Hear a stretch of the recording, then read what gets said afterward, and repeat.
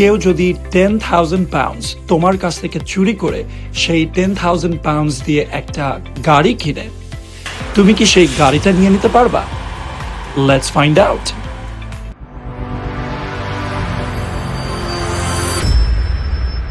Yes, পারবা।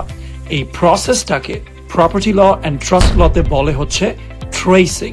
Tracing হলো যখন কেউ তোমার প্রপার্টি নিয়ে নিবে আর সেই প্রপার্টিটা সে আরেকটা প্রপার্টিতে ট্রান্সফর্ম করে ফেলছে, তখন আমরা ট্রেস করে আমাদের প্রপার্টিটার ভ্যালু এখন কোন প্রপার্টিতে আছে সেইটা বের করে ফেলতে পারবো অ্যান্ড বের করে নিয়ে নিতে পারবো। আমরা স্ক্রিনে একটা ট্রেসিং এর এক্সাম্পল দেখতে পারতেছি।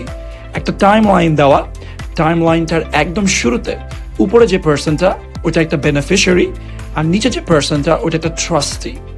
ট্রাস্টি কি করছে? বেনিফিশিয়ারি টাকাটা নিয়ে নিছে।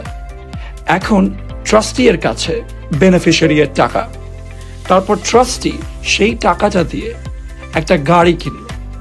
এখন ট্রাস্টি হচ্ছে ওই গাড়িটার ওনার। এখন কি হবে? এখন যদি বেনিফিশিয়ারি ওর টাকাটা পেতে চায়, হয়তো ট্রাস্টি এর কাছে এখন আর কোনো টাকা নাই, ট্রাস্টি ব্যাংক্রাপ্ট হয়ে গেছে, তখন কি ট্রাস্টি এর গাড়িটা নিয়ে নিতে পারবে? গাড়িটা তো এখন ট্রাস্টি এর নামে আছে, ওটা কি নিয়ে নেওয়া যাবে? ইয়েস, যাবে, ট্রেসিং এর মাধ্যমে।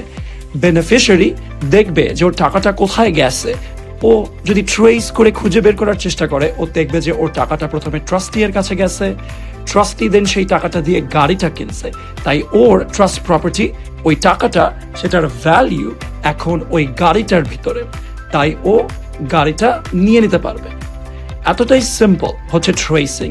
এভাবে একটা প্রপার্টি গাড়ি থেকে পরে আবার টাকা হয়ে গেছিল, সেটা দিয়ে শেয়ার কেনা হয়েছে, সেটা দিয়ে একটা ল্যান্ড কেনা হয়েছে, এটা যত দূরই যাক না কেন, এই ট্রেসিং এর মেকানিজমটা ইউজ করে সবসময় আমরা প্রপার্টিটা নিয়ে নিতে পারবো যদি আমরা বেনিফিশিয়ারি হই।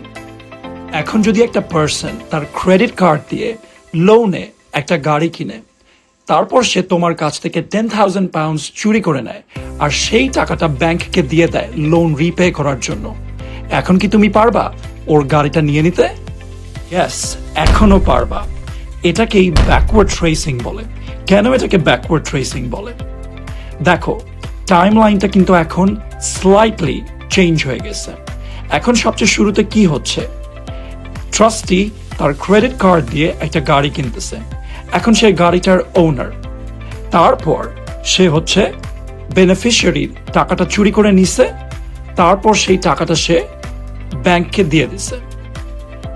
এখন যদি বেনিফিশিয়ারি নর্মাল ট্রেসিং এর অ্যাপ্রোচটা ফলো করে ওর প্রপার্টি এর ভ্যালু কোথায় চলে গেছে এটা বের করার চেষ্টা করে ট্রেস করে, তাহলে ব্যাংকের সামনে গিয়ে পড়বে।